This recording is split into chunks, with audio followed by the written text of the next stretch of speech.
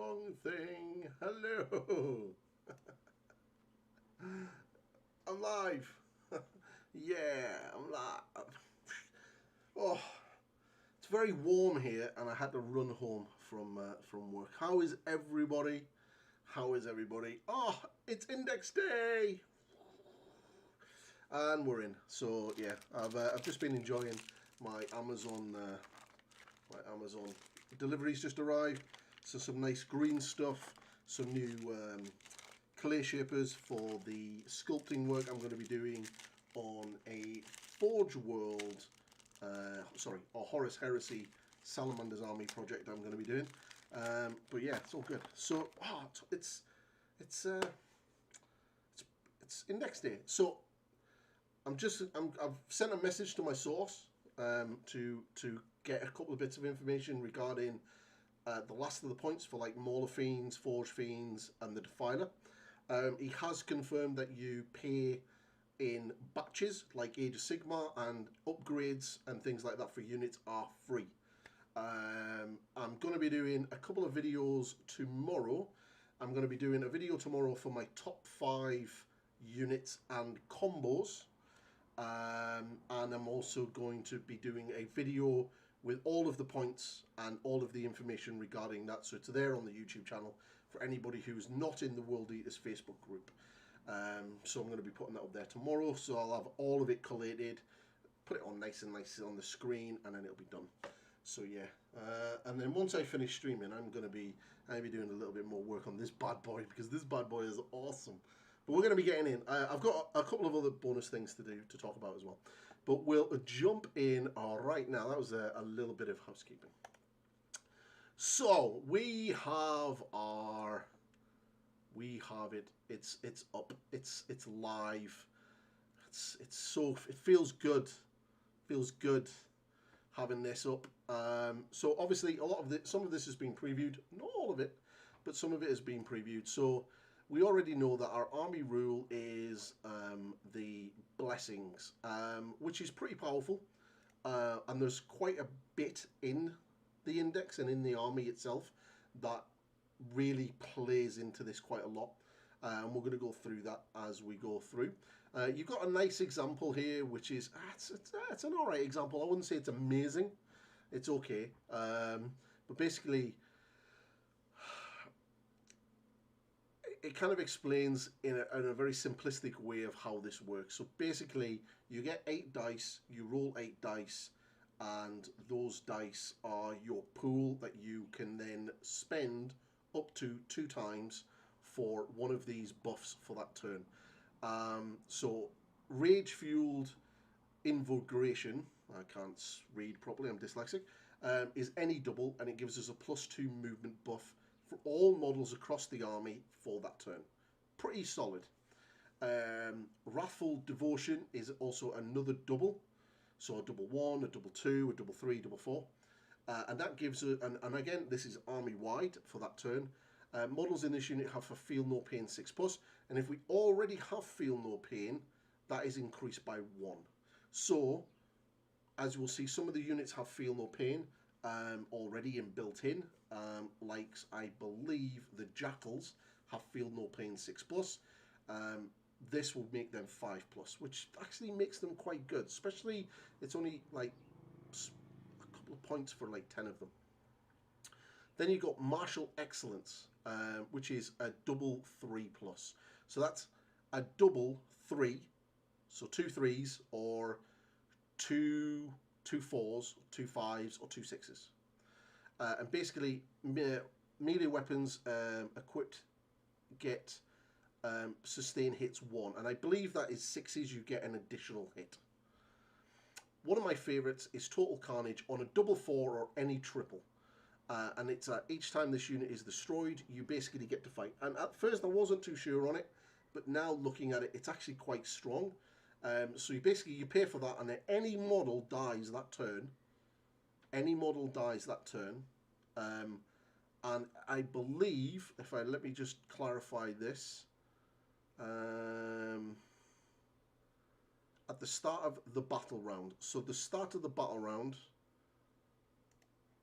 that would be battle round 1, battle round 2. So if you go first in battle round 1, that will work right through to the start of battle round 2. So that will also include your opponent's turn.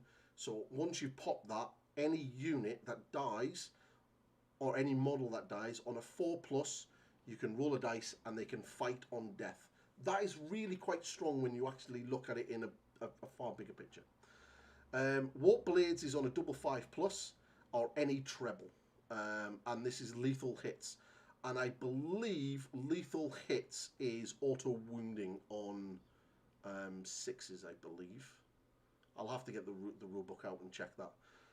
And then one of the ones that everyone is going to want to get is Unbridled Bloodlust. So it's any double 6 or treble 4+, and that is basically run and charge for the turn. Run and charge, which is so strong, so strong. Really is strong.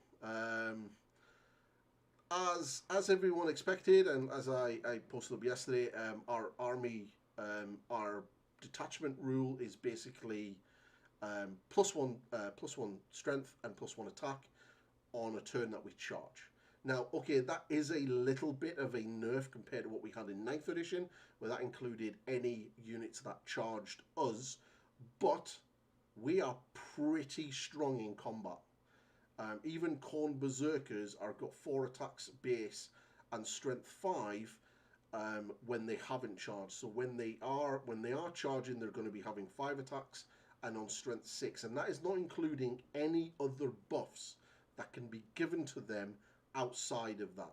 So it's pretty solid, and it can be pretty scary when you start seeing this incorporated into some of the units. So our stratagems are okay. They're as to be expected all around the fight phase. So we have Gory Massacre, which is 1 CP, and it's in the fight phase. So you target 1 World Eaters unit from your army that has made a charge move this turn and destroyed 1 or more enemy units this phase. This is, for me, one of the main stratagems that you're going to be using without a doubt.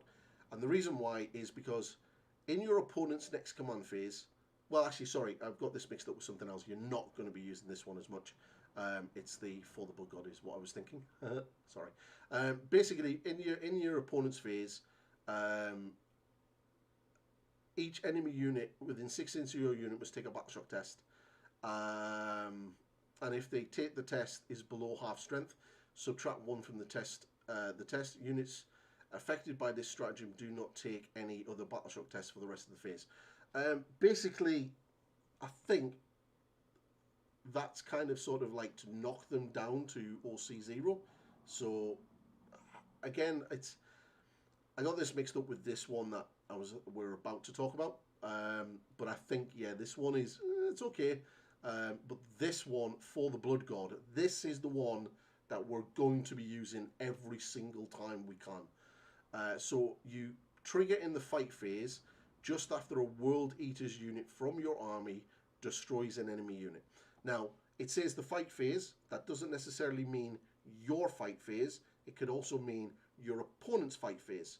So if you kill a unit in his fight phase or her fight phase, you can then trigger this.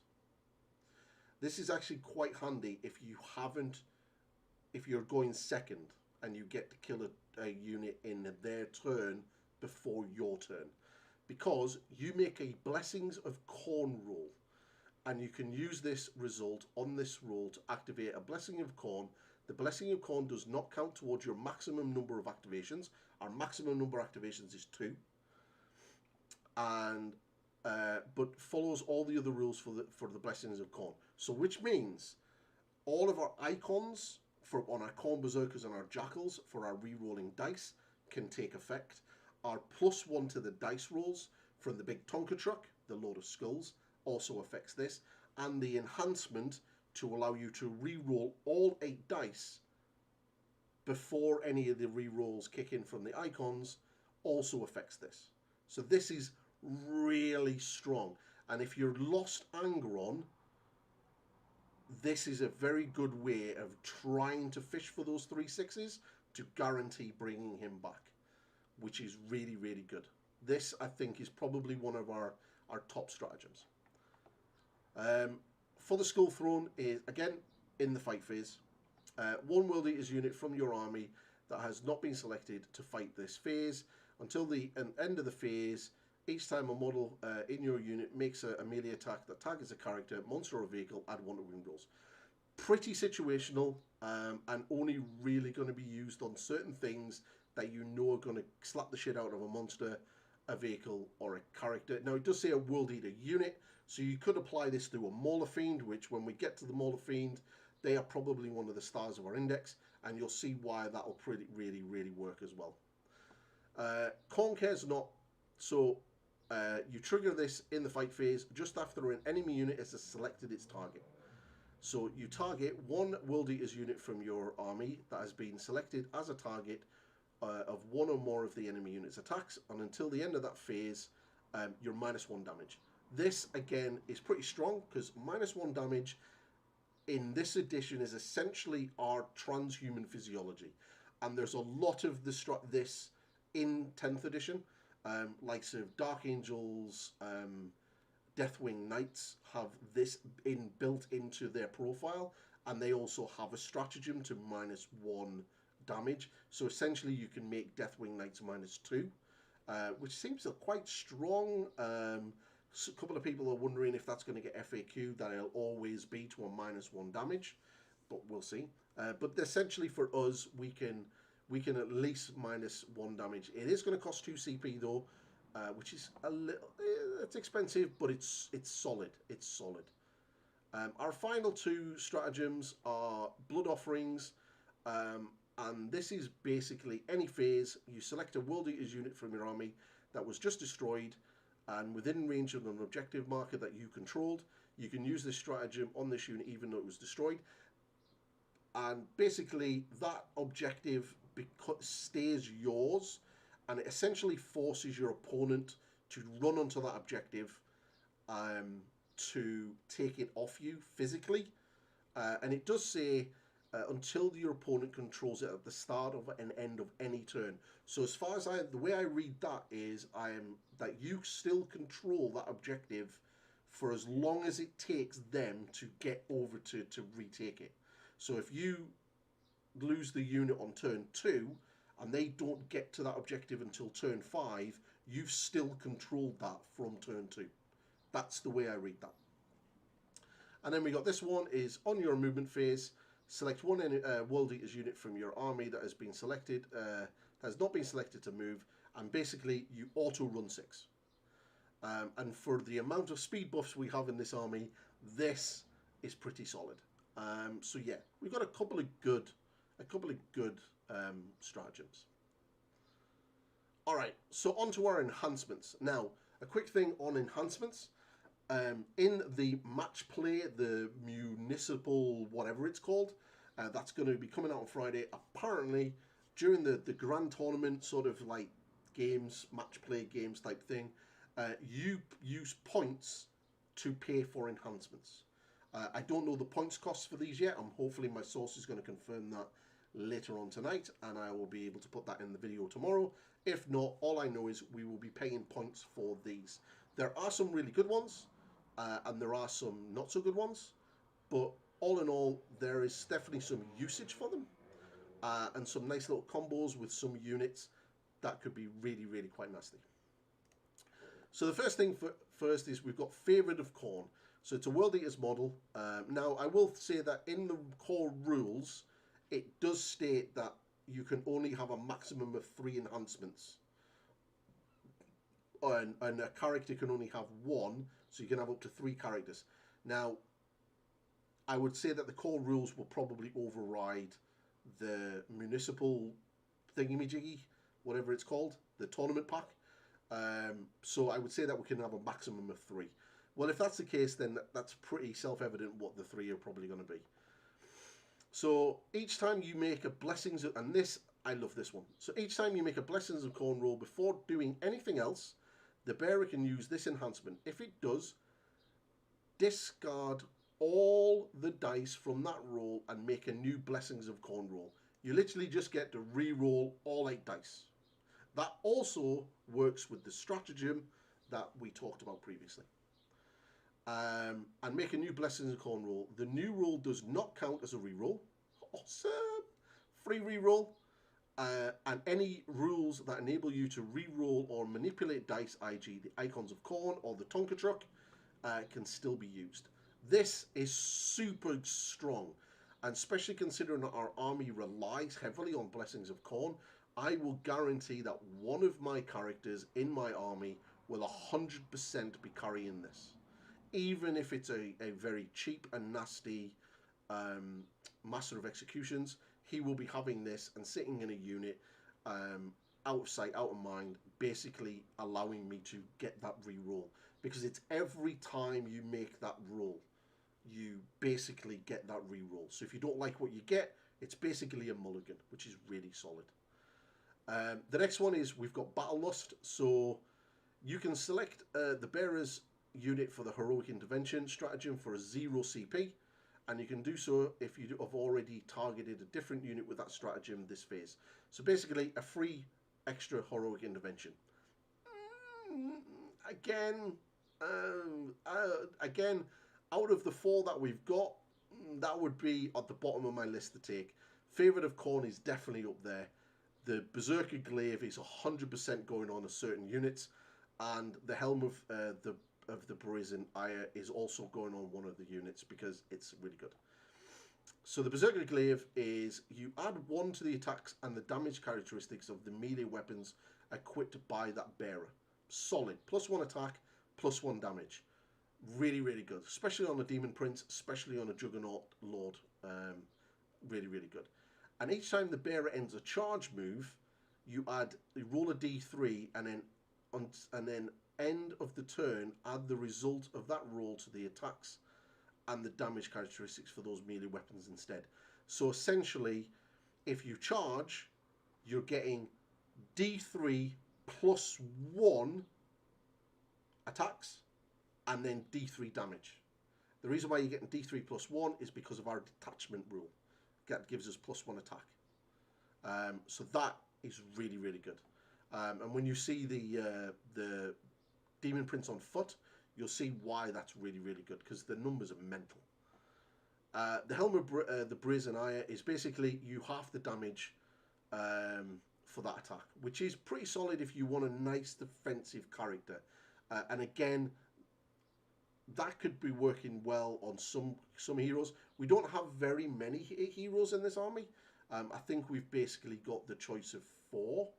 2 Demon Princes, Jug. Yeah, we've got basically 4 that we can take. The rest of them are named characters, so they're epic heroes and can't have enhancements. As much as I would love to give the big boy an enhancement, sadly we can't.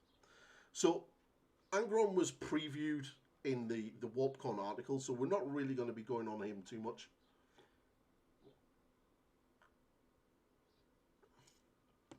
Safest to add that he has the Blessings of Corn faction, and he also has Deep Strike, which means that you can drop him 9 inches away from an enemy model and then charge, which is really good. One of the things that I quite like is if you bring a couple of units of Terminators or some 8-bound that have Deep Strike and you drop them in with Angron, that you can use his Wrathful Presence. So at the start of the charge phase, you can opt to go for the Glorious Bloodletting, which gives you +1 to your charge rolls. You can essentially mean that those units coming down with him are going to be getting an 8-inch charge rather than a 9-inch charge. So that's really kind of nice. So yeah, the fact that he has Deep Strike, he has a 4-up invulnerable, he's toughness 11, so he's pretty solid. Las Cannons are still going to smash him, but they're anti-tank weapons, so you know you need to play him smart. Now the good thing is he can hide behind terrain now where he couldn't before, so there is a way of sort of like protecting him a little bit. World Eaters are really looking solid, they really are. So the big boy is pretty good. I will probably. I'm not too sure if you can see him. You can just see him in the top of my cabinet. He will be coming to a lot of my games. But I'm not gonna dwell on him too much because we've already seen him. He was in the WarpCon article. Khan the Betrayer. I love this guy. Oh, sorry. Points wise for Angron, he is 415 points. So Angron is 415 points. Khan the Betrayer is 95 points.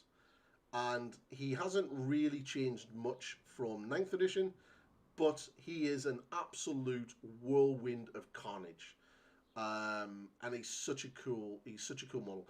I was actually expecting him to be a lone operative because of the whole betrayer thing and him not being able to go anywhere near anybody. But you can put him in a unit of berserkers. He has a plasma pistol. It's a plasma pistol. Gorechild is nuts. Now, I will point out that the only other character that I've seen on par with how much damage that he can turn out from the Loyalist side is Ragnar. Now, Ragnar pretty much has the exact same weapon profile as Khan the Betrayer, but rather than being damage 3, he's damage 2, and Ragnar Blackmane is AP 3. But essentially, they still have 8 attacks. Both of them have 8 attacks. Both of them hit on 2s, and both of them are base strength 6. Now, of course, if Khan the Betrayer charges, he has 9 attacks. He'll be strength 7, which is, again, really, really cool. And then he will also have -2 AP and 3 damage a hit. And then all of the stuff that you can add in on the blessings also affect him. So lethal hits, if you take that, can also affect him, and sustain hits 1 can also affect him. He can, like I said, he can go in a unit called Berserkers, and that means the core Berserkers rule of rushing forward when they lose a model from being shot means that also affects him, so he carries them. He essentially will charge forward. Now, he has a really fun rule, the Betrayer. So at the end of the charge phase, if this model is leading a unit and that unit is not within engagement range of 1 or more enemy units, you must take a leadership test. If you fail the test, 1 bodyguard model of your choice in that unit is destroyed. So basically, he loses his shit and he kills a fellow berserker, which I find really funny if you put him in a Land Raider with 10 berserkers. Now, obviously, you don't roll for that because he's not on the table, therefore that rule doesn't take effect. But I just imagine him like being heavily restrained into it and someone just pulling the pin and letting him out, and then he just kills somebody on the way out. I think that's quite funny. But if he's in a unit, he allows the unit to re-roll hit rolls of 1 and re-rolls of 1 as 2, which is really, really good. So he's like a captain and a lieutenant all rolled into 1. And he has Blood Frenzy for free, so when he dies, he fights on death, which is really, really good and really, really scary. But he has 5 wounds, which is pretty good, a 3-up save and a 4-up invulnerable. He is also infantry, by the way, so that is going to come into apparent very shortly. He is infantry.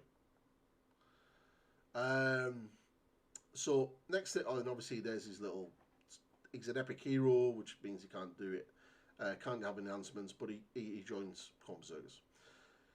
The Lord Invocatus, probably one of the models that a lot of people have been really, really excited about seeing, and he has changed slightly. He's lost fly straight away. The Lord Invocatus, let me grab the points for him.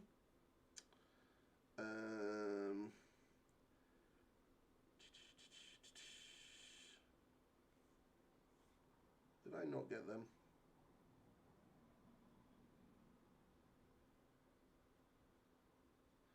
Pretty sure I have the points for Lord Invocatus.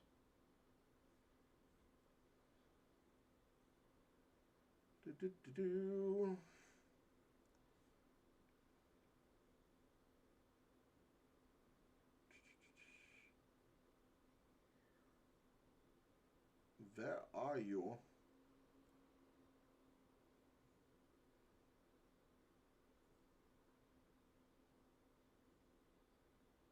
have to scroll through that chat box now, am I? I did not. I'm a mongoloid. Let me just check. Did I not put that down in my notes?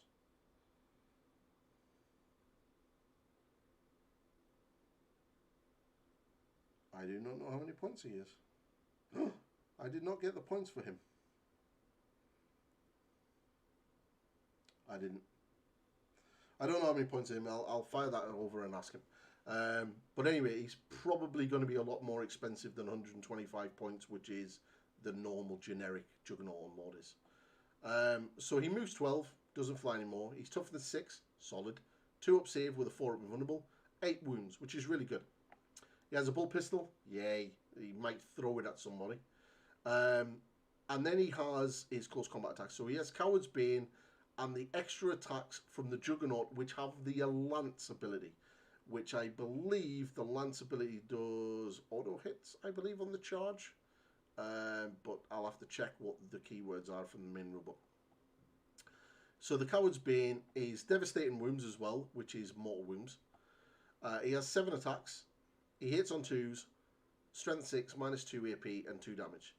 Now, it's pretty good. Bearing in mind as well, if he charges, it's going to be +1 attack, so he's going to be at least strength. He's going to have 8 attacks, and he's going to be at least strength 7, which is pretty good.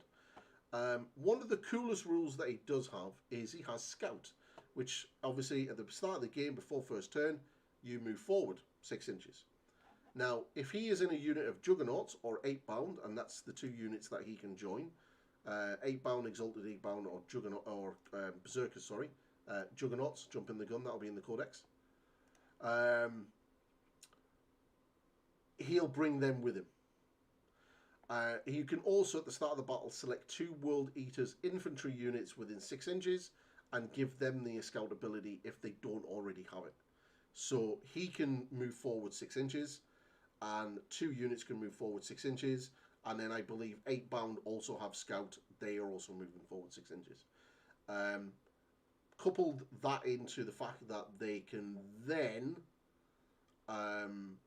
get a +2 move in the movement phase, and if you've got run and charge as well, you can, yeah, the movement shenanigans for this army isn't crazy. Now, I believe if he is in a unit of Berserkers, he will only be able to move 6 inches, not 12. So, yeah.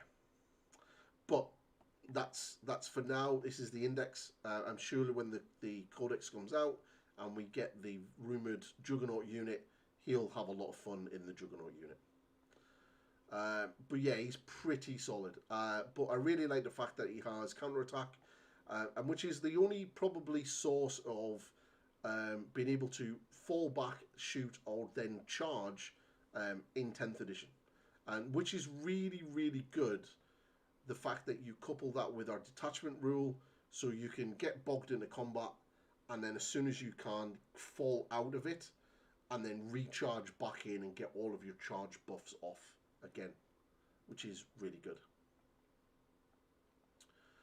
Oh, now the Demon Prince. This model is nuts. Right, the Demon Prince, and again I need to get the points for this guy, is bonkers.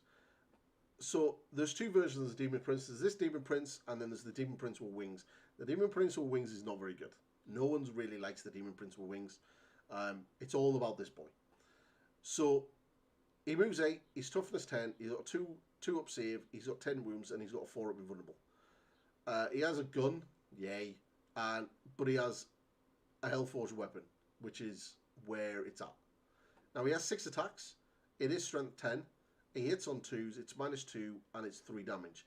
Now, what a lot of people are talking about, and I kind of agree, is giving the Demon Prince the Glaive, which gives him +1 attack and +1 damage.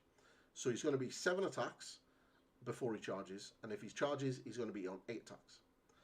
And he's going to be on 4 damage.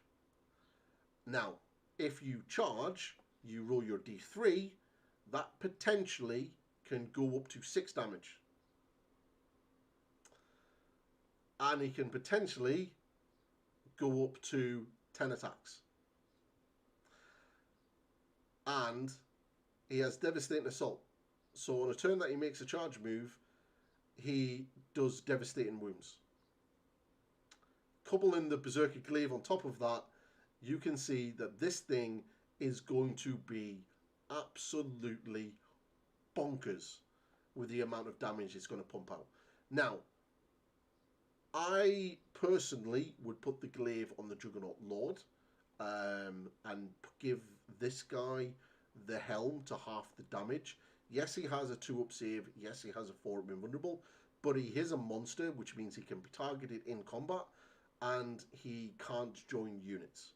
So he's going to be pretty much running around on his own, and he's going to get singled out and shot. Now, I think until people twig what him and the Glaive does, you might get away with people ignoring him and maybe focusing on something like Angron or a Land Raider or your 8-bound or the Lord Invocatus and stuff like that. And they might ignore him until he gets in combat and he absolutely decimates whatever he gets into combat with. But I think once people twig what that Glaive and him does as a combo, he will be targeted straight away and killed. So that's why, personally, I would probably lean into having the Helm to half the damage. And the main reason why is because he gives a 4-up invulnerable save to World Eater infantry units within 6 inches of him. So you can run him forward with a good group of Berserkers and basically give them a 4-up invulnerable, which makes them super survivable, which means that you're going to get them essentially into combat relatively intact, and it's going to be good. And because of that, I think that's the reason why he will get focused down and killed. Because of that buff and because of potentially having the Glaive on him, just means that he's just going to be an absolute pain in the butthole. But I do agree that having the Glaive on him would be absolutely hilarious. Just especially if you roll a 5 or a 6 on that D3 when you charge, like it's just blended. It's just game over, absolutely game over. Again, that's what he has. Then we have the one with the wings. Right, he's toughness 9. He moves 12. He flies. Whoopie do. He doesn't do devastating wounds. He has basically the same sword, but he doesn't do devastating wounds. He does have deep strike though. He does have deep strike. So yeah, maybe as a supporting character alongside Angron to get those buffs off Angron might be worth it. But I have a Demon Prince with wings, and I kind of want one without wings now. So I don't know. Yeah, it really would depend on points, and I don't have the points for the 2 Demon Princes, but I will get them. So at the start of the fight phase, each enemy unit with engagement range of this model must take a battleship test. So you can scare the shit out of people. And then Oath of Khorne. So at the start of the battle, select one unit in your enemy's army, and they're the sworn enemy. And basically, if you attack that unit, you get to reroll hits and reroll wounds. But if at the end of the game that unit is still alive and you die, so you kind of have to kill it.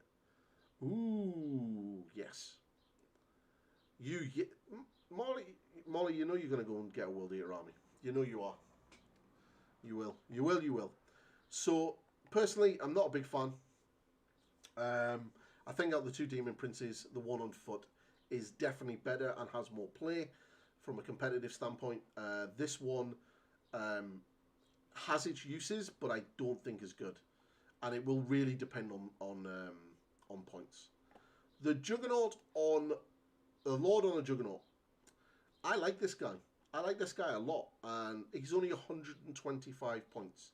That is really good. He's 125 points. He's a Chaos Lord on a Juggernaut. He has a 2-up save, a 4-up invulnerable. He moves 10 inches. He is a leader. He does.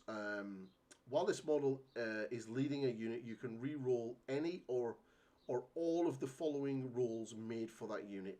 You can re-roll the advanced roll, pretty good. You can re-roll charges, amazing, and you can re-roll the Blood Surge rule, see Corn Berserkers. Stick him in a Corn Berserkers unit, and you get to re-roll that Blood Surge rule when you Berserker dice. My buddy is all about Corn, so I'll probably help him one at least once. Awesome. Put pictures in my Discord. Also, exclamation Discord if you want to join it. So he is pretty good, and I like that. He also has Stampede, so after you charge, you roll a d6. On a 2 to 3, the enemy suffers a mortal wound. On a 4, 5, and 6, it suffers... on a 4 to 5, it suffers d3 mortal wounds. And on a 6, it does d3 plus 3. Pretty cool.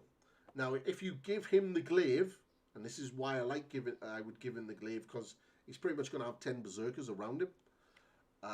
He will have at least 8 attacks, with the minimum of 3 damage. And on the charge, he's probably going to have anything up to 11 attacks potentially, with strength 7 and around about 5 damage, in and around 5, between 3 to 5 damage at least. So that is really, really good. And on top of that, with the mortal wounds, and then obviously all the Corn Berserkers with him, that's a really, really good, really, really nice little smash in your face.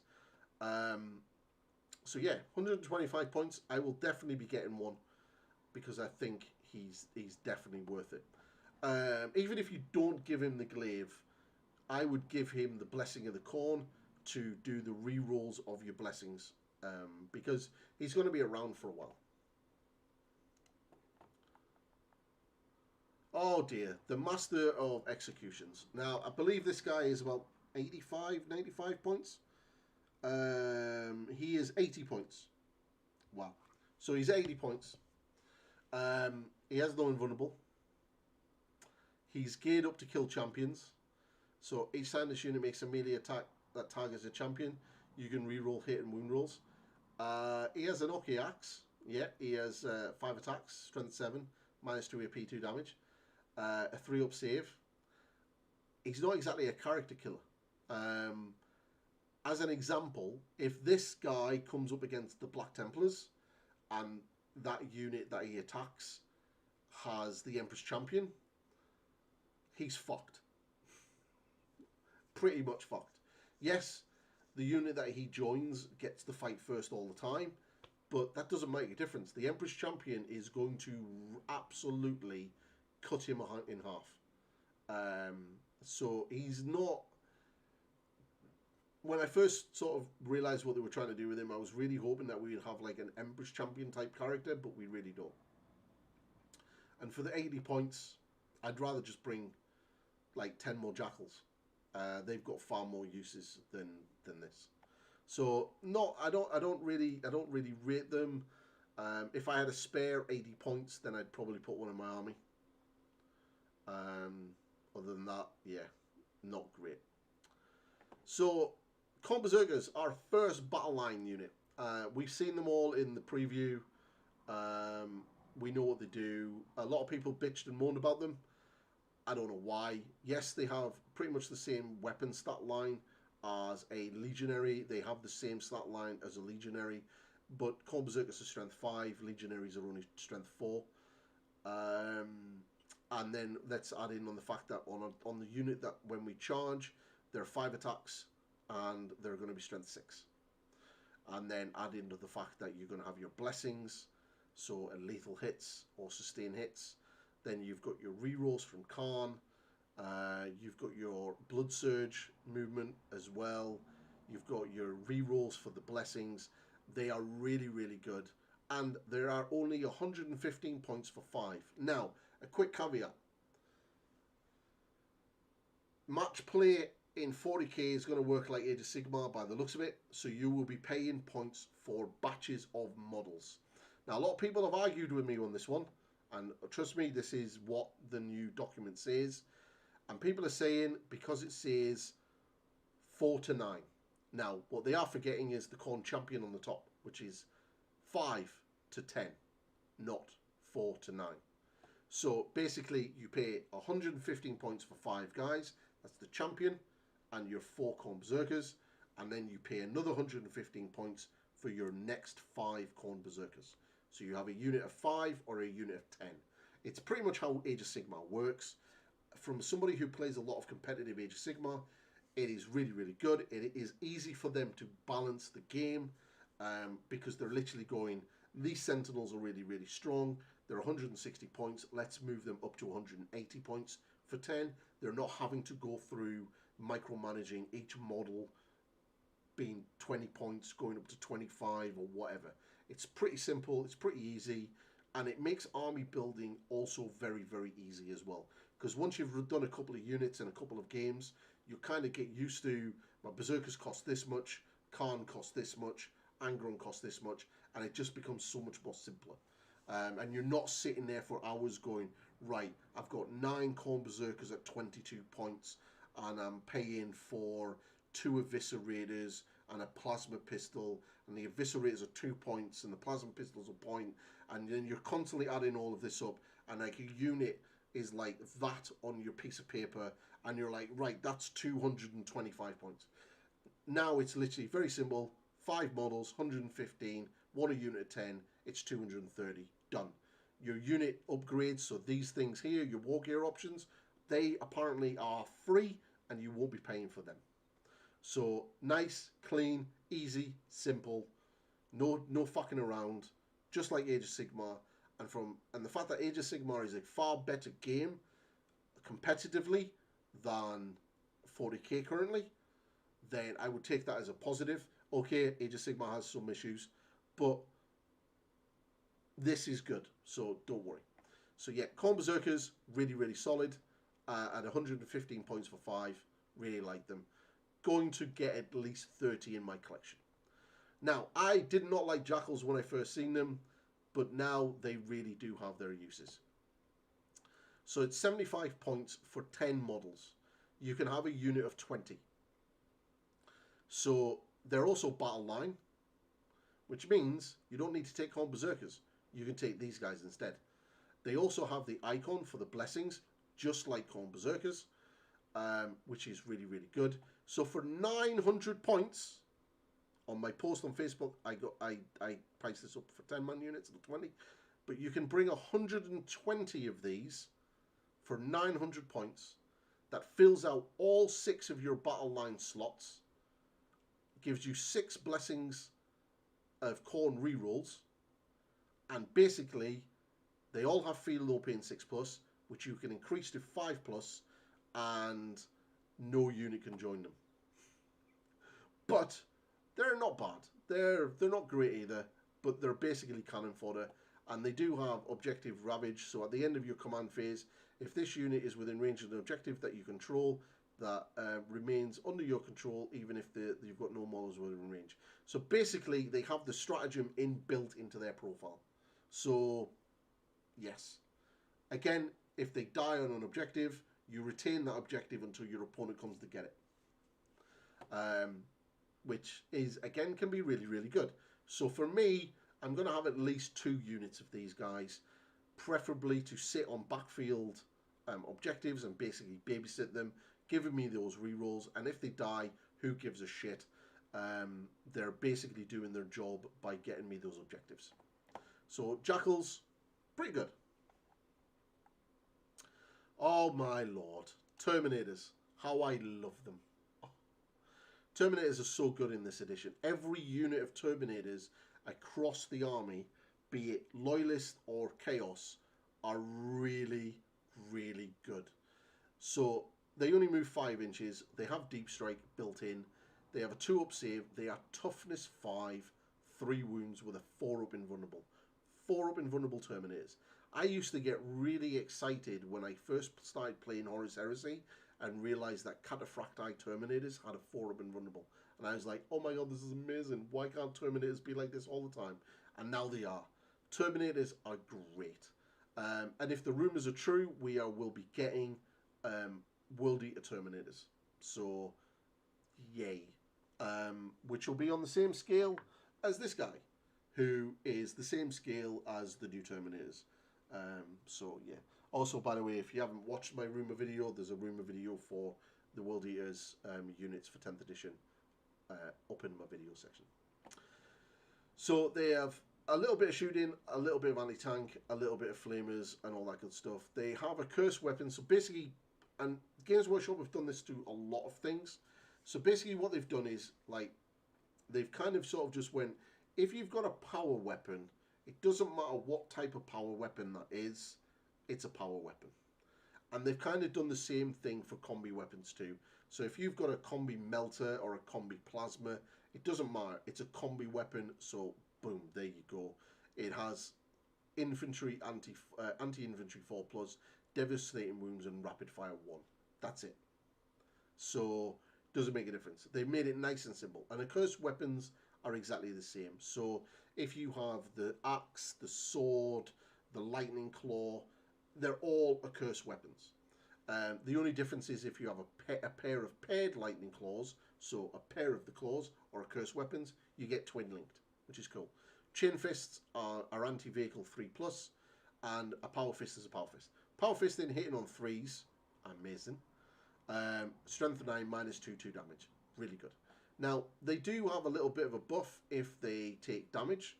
So each time this unit makes an attack, add 1 to the hit rolls if this unit is below starting strength. So if you lose 1 model, you get +1 to hit. If you below half strength, you get +1 to wound as well. So the more damage you do to them, the harder they come, or the harder they hit. But they are pretty solid. I really like Terminators. I've got 5. I'm very tempted to add another 5 and then replace them with the new kit, if the rumour is true.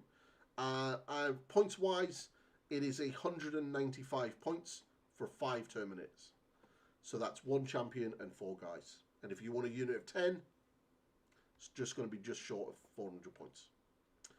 And yeah, they can also go on a Land Raider or Deep Strike. So 8 bound. Okay, now we're getting into the crazy stuff.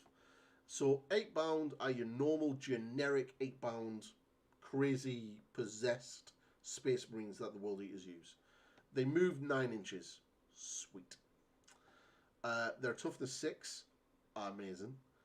They've got a 3-up save. Pretty cool. They've got 3 wounds each. Nice. And they've got a 5-up invulnerable save. But the big thing is they have scout 6 inches. Oh baby, that's a lovely scout move, especially the fact that you can stick the Lord Invocatus in one of these units, and then yeah, you can also make your exalted 8 bound scout as well. So an 8 bound army is what I think the meta is going to be coming out of the gate until a few new different builds start coming out. So they also have Beacons of Rage, which is a 6-inch aura. So friendly World Eaters units within 6 inches each time a model in that unit makes a melee attack, you could re-roll wounds of 1. If the attack's unit is below, if that attack targets a unit that is below half strength, you can fully re-roll wounds. So they kind of fit the niche of what a lieutenant would do for our loyalist Marines, but they also churn out some damage themselves, like strength 6 attacks, strength 5, 2 AP, and 2 damage. So they're not to be sniffed at. And points wise for these guys, they are 155 for 3 models. So, and they can be in units of 3 to 6. So, no, sorry, not 3 to 6. Yes, 3 to 6. Yeah, 3 to 6. So 155, 3 to 6. And you've got your weapon options there. So they're pretty good. I like them. I like them a lot. The fact that they can scout is really, really handy. So the Exalted 8 bound, the slightly crazier version of them, they still move 9. Their toughness 6. Again, pretty much the same stat line as their other non-exalted. 9, 6, 3, 3, 3, 6, and 1. Yeah, same stat line. The difference with these guys is they have Deep Strike and Feel No Pain 6+. And they have slightly different weapons. So they're all armed with an Eviscerator and an 8-bound Chain Fist. So the Eviscerators is 5 attacks, strength 6, -2, 2 damage, and then the Chain Fist is strength 14 with 3 attacks. Pretty good. Again, that all ramps up and increases when you add in our blessings and our detachment rule. So each time an enemy unit within 6 inches of this unit is selected to fall back, it can't. Well, you have to take a leadership test or you can't. So these have definitely got play.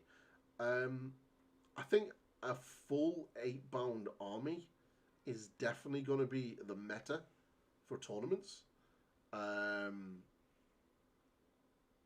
I think you might see 1 or 2 units of these, especially because they've got Field No Pain 6+. You can put the Lord Invocatus in this unit, and or at least have them on the board, and then giving them the scout move if you really want to, and then they've got the 9-inch move. If you put into the fact that you get the blessing that gives us an extra 2 inches, that's an 11-inch move. That's pretty solid. So they're going to be across the board.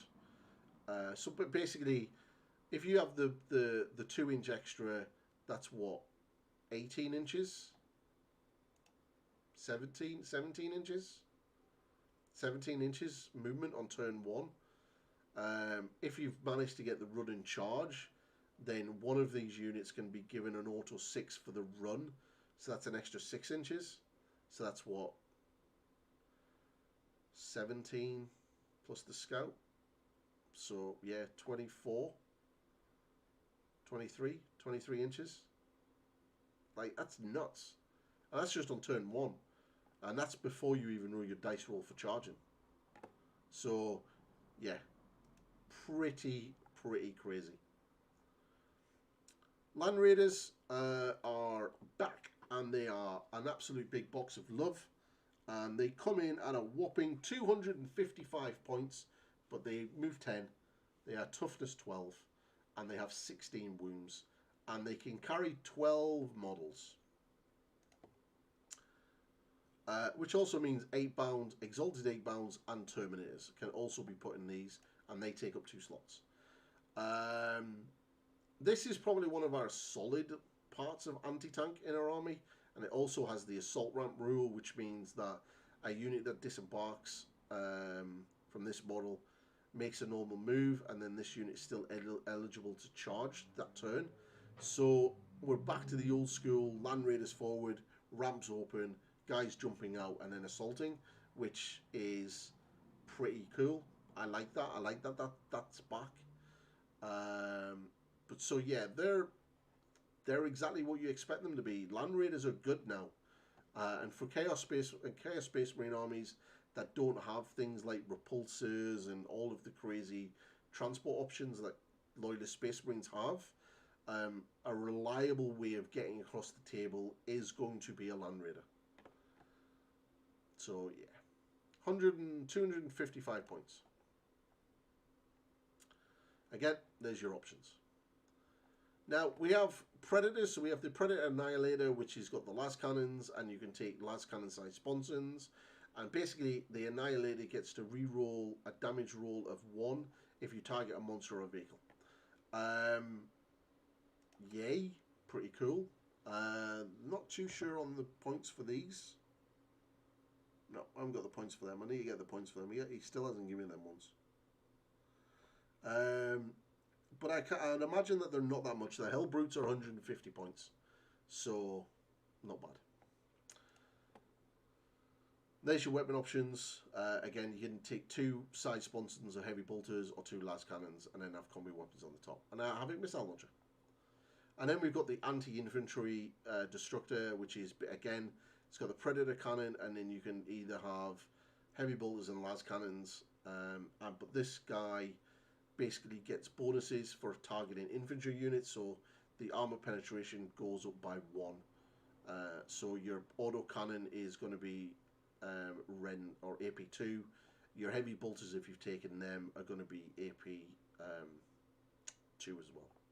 So it also means that your combi weapons and your combi bolters are also going to have 1 AP, which is not bad.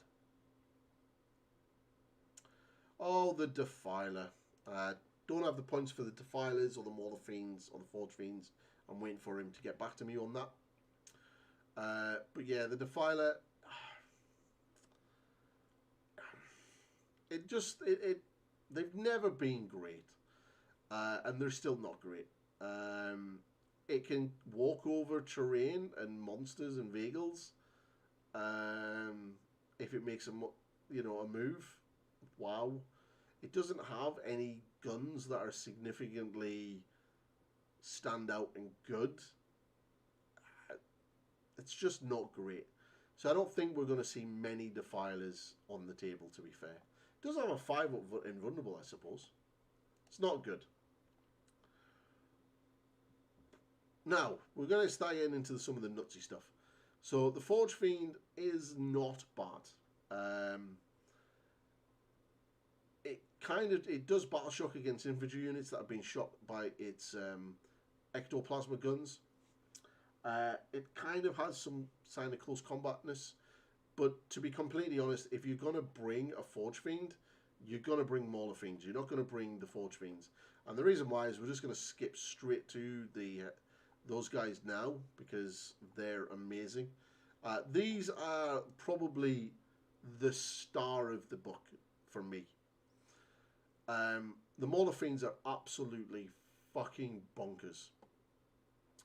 So, you're not going to take the Magma Cutters, which is one of your options. You basically can replace your tentacles with Magma Cutters. You're not going to do that.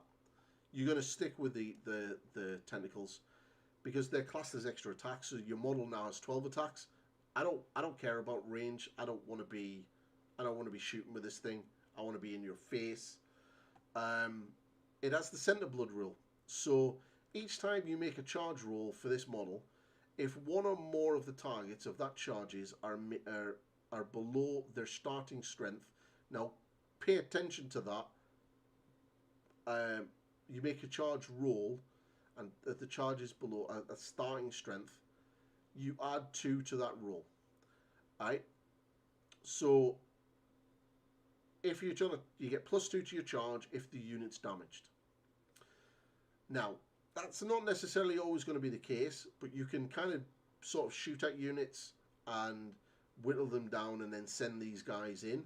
I'm going to have 3 of these in my army because they're brilliant. But one of the things that I really like, and this is when the little shenanigans start coming into it, is each time this model makes a melee attack that targets an enemy unit that is below its starting strength, add +1 to hit. Now, if you target a unit that is full strength, at the end of your charge phase, or once that unit has completed a charge, you can pay 1 CP for the stratagem of Tank Shock, which allows you, because it's a vehicle, to roll 14 dice and add an extra 2 if your strength is higher than the target's toughness. So you're going to be rolling 16 dice, and every 5+ is a mortal wound. Costs 1 CP. Now, it is capped to a maximum of 6 mortal wounds, but still, if you target a unit that isn't damaged and is still full starting strength, you get in, do some more wounds after the charge, you then trigger your center blood, and you'll then +1 to hit. So you're now hitting on 2s.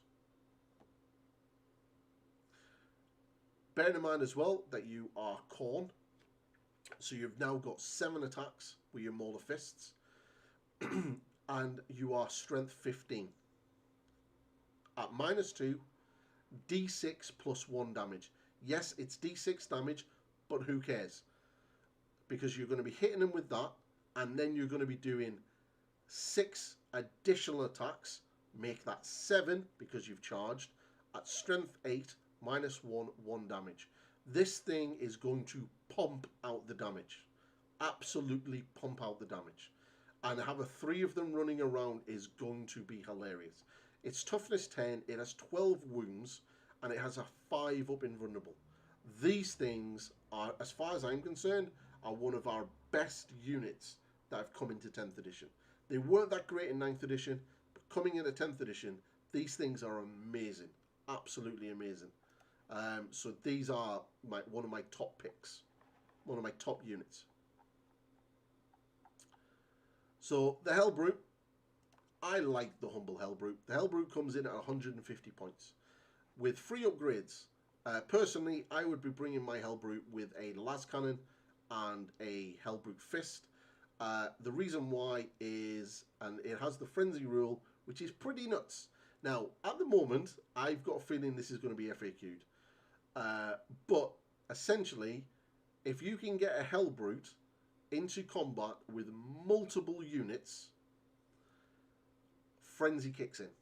So each time an enemy unit targets this model, after that unit has finished making its attacks, this model can either shoot as if it were your shooting phase or fight as if it were your fight phase. Each time an enemy unit targets it. So, reading that as rules are written, and I do like raw, if you were in combat with 3 units, you're going to get to fight 3 times before you even fight yourself. That's nuts. Now, a couple of people are saying that bring them into double fists, so you get the twin linked. But it's only 5 attacks. So personally, I would still take a fist, but I would take a las cannon purely just for that. If you shoot at me, I'm going to be able to shoot at you, or at least shoot at something. So yeah, I think Hellbrutes are great, and they're 150 points. So I will definitely be getting 3 of them for my collection as well, and playing around with either a couple of Mauler Fiends or a couple of these, because I think this is really good. I think they're really solid. So yeah, and bearing in mind as well that your blessings and stuff will also take effect of these. But the only downside for the Hellbrute is they don't have an invulnerable save. That's the only downside. Oh, the chicken. The chicken sucks. Really does. It's not very good. If flyers become a thing, then maybe anti-flyer might become worth bringing one, because each time you can basically do mortal wounds to enemy flyers. But personally, I don't. And you've got the claws as well with the devastating wounds and the anti-fly 2+. If flyers become a thing in your local meta, then these are then an answer to that. But again, other than that, I don't think they're going to be. I don't think you're going to see many of them. And if you do, good luck painting all of those little panels and all of that gold stuff. No, thank you. So we got our humble rhino. I think rhinos are about 85 points. They're not maze balls. They're toughness 9. They move 12. They can carry 12 models. I like the fact that they now repair in the command phase for 1 wound, rather than rolling a dice like you used to. Remember the old days when you used to roll a d6 and you needed a 6 to repair a wound, a hull point on it? You don't have that anymore. You kind of just have, you just repair it. So yeah, they're a rhino. It's exactly what you expect a rhino to be. Cheap and cheerful, and to get your dudes from one box to another. Spawn, they come in units of 2, 1 or 2. They move 8. They regen wounds. They've got feel no pain 5+. Potentially you can get that down to a 4+. They have a 4-up save. They don't have an invulnerable save. Yeah, I don't think you're going to see many spawn because we don't need them for Blood Tithe anymore. And I think for the points, you'll probably just take Jackals.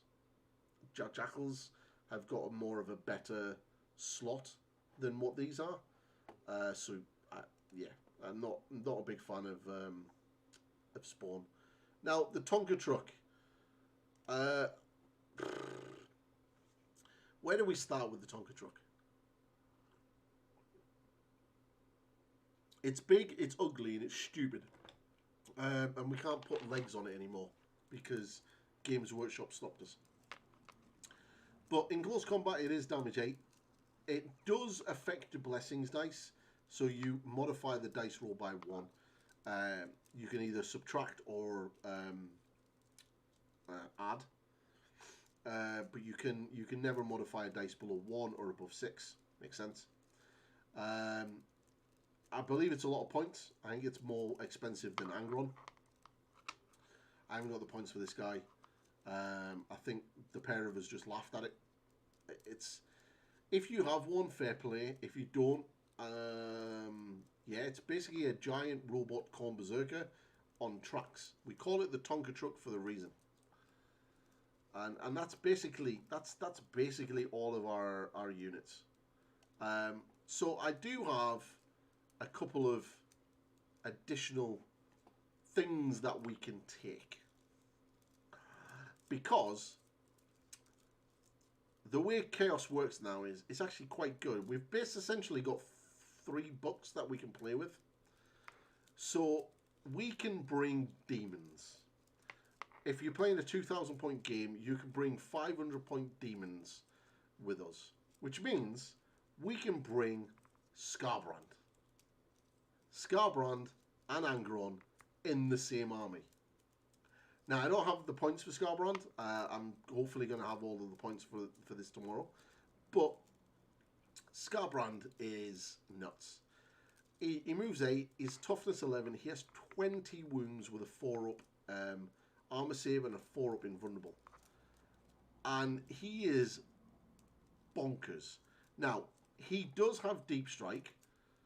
The shadow of chaos doesn't take effect for us, and his rage embodied aura doesn't affect the world eaters because we don't have Khorne Legios Demonica keywords. The Murderlust does. Now, it's any unit within 6 inches of this model has to take a leadership test before falling back, which means that if we've taken him in our army and we're wanting to fall back out of combat and we're within 6 inches of him, we're going to have to take a leadership check to be able to do it. Otherwise, he's just not going to let us do it. But that's not what he's really for. One of the ideas I had was to bring him in the army, drop him in 9 inches away, deep strike on turn 1, and then basically get him into combat and cause as much damage as I can. As soon as I get those 6 dice for that turn, I then bring in Angron and do the exact same thing on the next turn on Angron. So turn 1, Skarbrand goes in. Turn 2, Angron drops in with his Terminators or his 8-bound, Exalted 8-bound, and they charge in and basically wreck face. So your opponent is going to shit a brick, so they've got 2 very, very big, very, very angry demons basically in their face. Now, if he's going to... Skarbrand can have like 8 attacks, and at strength 16, at minus 4 AP, doing 6 damage apiece. 6 damage. Or he can basically have 16 attacks at strength 8, doing 2 damage apiece. He is absolutely brutal. Absolutely brutal. So yeah. He is really good. Now there's a lot of other stuff. We can take Bloodthirsters or any of the Khorne demons in our 500 points. And there's some pretty good stuff that we can take. But just for like fun thinking out of the box, there's potential there with Skarbrand to do some really funny, crazy stuff with him. And if anyone's asking where that rule comes from, it is this little thing right here, Demonic Pacts. So if we're playing a Strike Force game, which is 2,000 points, we can have up to 500 points of demons. And if your army is World Eaters, you can only take Khorne Legionate Demonate units in the army. So none of these models can be a Warlord, and you can't give them enhancement. But Skarbrand is a epic hero anyway. And next, for the lols, we can bring one of these. And this thing is just crazy. So, Chaos Knights. We can also bring Chaos Knights. We can have 1 Titanic Chaos Knight. so one of the big ones, or up to three of the war dogs, I believe. So we can basically bring one of these, which is, I think this is great. It is a very close combat orientated knight, and it has the Reaper Chain and it has the Warp Storm Claw, which is pretty cool. I mean, 6 attacks at strength 20, -3, doing 8 damage. But what's really, really cool is it has the Bloodlust rule. So each time this model makes a charge move until the end of the turn, its melee weapons have the sustained hits 1 ability. In addition, once per battle, this model is able to declare a charge in the turn in which it advanced. So it has run and charge built into it. And I think as a knight, it fits really well with the speed of the World Eaters and his close combat, and just does a load of damage. And I think that's, you know, kind of nice. So I'm definitely tempted to start a Chaos Knight army. And I would probably start by getting one of these to run alongside my my World Eaters, because I think that would be fun. You also got this guy, the Abhorrent, which is kind of cool, but you've got psychic attacks, and it really depends on how you feel about having psychic abilities in a World Eaters army. But yeah, that is it. That is it. That is it, people. That is it. That is all. We've gone through everything. Woohoo! So tomorrow I'm going to be doing a video of my top 5 units and combos with a couple of bonus added in there as well. And I'm also going to be hopefully getting all of the points collated and doing a video, so they're up on the YouTube channel as well. So yes, and then I should have them up tomorrow. And then on Friday, I'm hopefully going to be having something else. I'm not too sure yet.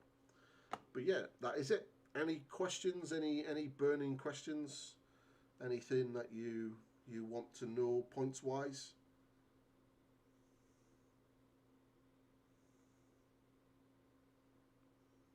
Nope, he hasn't looked at my message yet.